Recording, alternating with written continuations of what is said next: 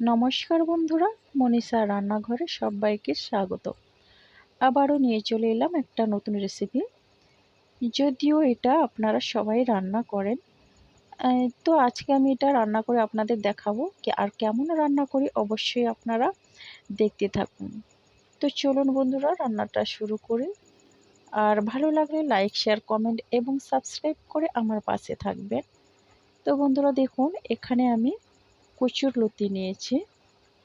আর এই কচুর লতিগুলো কিন্তু খুব একটা মোটা নয়, সরু সরু। আর এগুলো আমাদের পুকুর পাড়ে হয়েছে, তো এগুলো পুকুর পাড় থেকে আনা হয়েছে।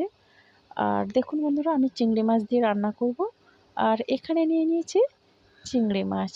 আর এই চিংড়ি মাছগুলো কিন্তু খুব একটা বড় নয় আর খুব একটা ছোটও নয়।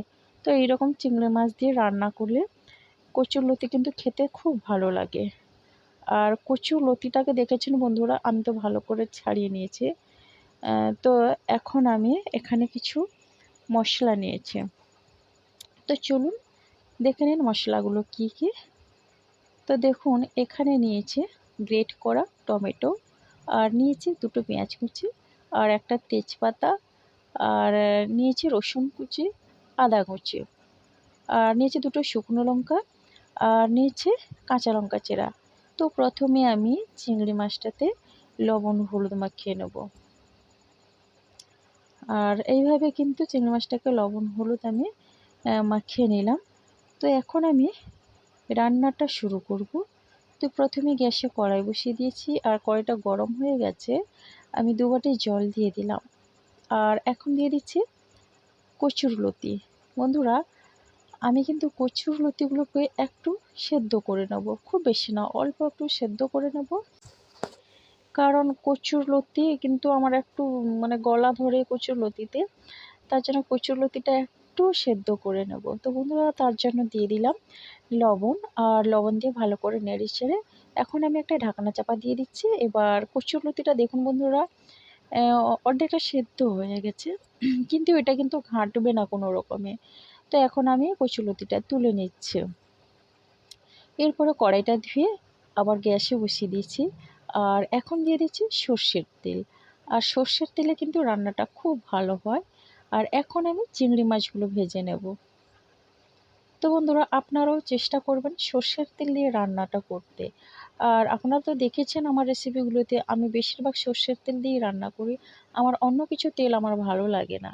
তো বন্ধুরা দেখুন, এখন আমি চিংড়ি মাছটাকে ভালো করে ভেজে নেব। আর ভালো করে আমি বেশি কড়া করব না, কেন বলুন তো? বেশি কড়া করে ভাজলে চিংড়ি মাছটা আবার শক্ত হয়ে যায় আর খেতে ভালো লাগে না। তো এখন দেখুন, হালকা করে একটু ভেজে নিয়েছি। আর চিংড়ি মাছ তুলে নিয়ে দিয়ে দিলাম কড়াইতে আবারও সর্ষের তেল। তো এখন দিয়ে দিচ্ছি গোটা জিরে 1 চামচ, আর দিয়ে দিচ্ছে দুটো শুকনো লঙ্কা, আর এখন দিয়ে দিচ্ছে একটা তেজপাতা, আর দিচ্ছি পেঁয়াজ কুচি। আর এখন আমি সব কিছু ভালো করে নেড়ে চেড়ে নিচ্ছি। আর পেঁয়াজটা আমার অনেকটা ভাজা হয়ে গেছে। তো এই মুহূর্তে দিয়ে দিচ্ছি আদা আর রসুন।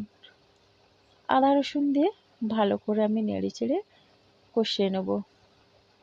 তো বন্ধুরা, এখানে আপনারা চাইলে ফোড়নে গরম মশলাও দিতে পারেন। তো আমি গরম মশলা দিলাম না, আমার ভালো লাগে না। তো এখন দিয়ে দিলাম, মশলাটা অনেকটা ভেজে এসছে, আর দিয়ে দিলাম হলুদ গুঁড়ো আর লঙ্কার গুঁড়ো। আর হলুদ গুঁড়ো লঙ্কার গুঁড়ো দিয়ে ভালো করে নেড়ে চেড়ে মশলাটাকে কষিয়ে নেব। আর আমি কিন্তু খুব একটা বেশি মশলা দিলাম না, যেহেতু কচুরলতির পরিমাণটা আমার কম আছে। আর আমার এই লতিগুলো কিন্তু খুবই সরু, বাজার থেকে কিন্তু মোটা মোটা লতিও পাওয়া যায় কিনতে। তো এখন দিয়ে দিচ্ছি গ্রেট করে রাখা টমেটো, আর টমেটোটা আমি দুটো নিয়েছি। তো এখন টমেটো দিয়ে ভালো করে নেড়ে চেড়ে মশলাটাকে কষিয়ে নেব। তো দেখুন বন্ধুরা, টমেটো আমার ভালো করে কষানো হয়েছে মশলার সঙ্গে। আর এখন আমি ভেজে রাখা চিংড়ি মাছগুলো দিয়ে দিচ্ছি। তো বন্ধুরা, চিংড়ি মাছগুলো দিয়ে ভালো করে আমি নেড়ে চেড়ে নিচ্ছি। আর মশলার সঙ্গে কিন্তু এটা ভালো করে কষানো হয়ে গেল। তো এখন আমি দিয়ে দিচ্ছি ওই সেদ্ধ করে রাখা কচুরলতি। তো কচুরলতি দিয়ে ভালো করে নেড়ে চেড়ে আমি রান্নাটা করে নেব। আর এখানে কিন্তু আমি কোনো রকমে জল দেব না। কচুরলতি আমার সেদ্ধ করা আছে। আর কচুরলতি রান্না করতে জল লাগে না, এই নাড়াতে নাড়াতেই সেদ্ধ হয়ে যায়। তো আপনারা চাইলে নাও সেদ্ধ করতে পারেন বন্ধুরা। আমি সেদ্ধ করে রান্নাটা করছি, বুঝতে পারছেন আমার এখন গলা ধরে। তো দেখুন বন্ধুরা, ঢাকনা দিয়ে কিছুক্ষণ আমি রান্না করে নিয়েছি আর এখন নেড়ে চেড়ে নিচ্ছি। আর আমার কিন্তু কচুর লতিগুলো একেবারে ভেঙে যায়নি আর ঘাঁটেনিও। আর এটা যে দেখছেন মাখা মাখা লাগছে, ওটা কিন্তু আমি গ্রেট করা টমেটো ছিল, তো তার জন্য এরকম লাগছে। তো বন্ধুরা দেখুন, আমার কচুলতিটা তো রান্না হয়ে গেছে আর এটা ভাজা ভাজাও হয়েছে। তো খুব সুন্দর হয়েছে খেতে। আপনারা অবশ্যই আমার মতো করে ট্রাই করবেন, দেখুন খেতে খুব ভালো লাগবে। আর এটা কিন্তু দারুণ দারুণ গরম ভাতের সঙ্গে একেবারে জমে যায়। তো দেখুন বন্ধুরা, দেখতে কতটা ভালো হয়েছে।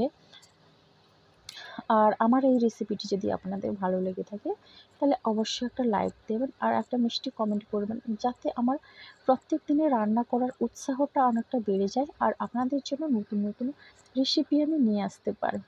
তো বন্ধুরা, অনেক অনেক ধন্যবাদ আর অনেক অনেক ভালোবাসা রইল। আপনারা সুস্থ থাকুন, ভালো থাকুন, এটা আমি প্রার্থনা করি ভগবানের কাছে।